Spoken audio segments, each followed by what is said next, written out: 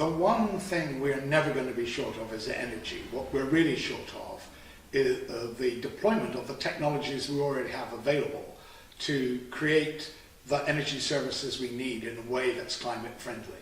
And those clearly are available in massive scale. Solar and wind are the two most advanced. Costs for solar and wind are now coming down very fast, in particular because the Chinese have gone to scale on production.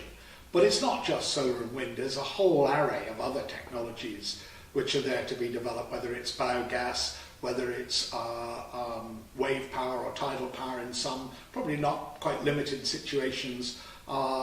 Actually, the most important piece of all, though, will be things like improving energy efficiency and running smart grids, so that you think of it as a package that all fits together rather than as individual technologies which you try and pick one and not another. You need to think much more systemically about these issues. But we won't be short of energy. We have a fantastic array of ways to make use of what is essentially all solar-driven energy. We're not deploying the renewable technologies anything like as fast as we need to, or indeed that we could. And the biggest thing that's holding us back is the failure of governments to come up with a robust policy framework that drives the renewables forward.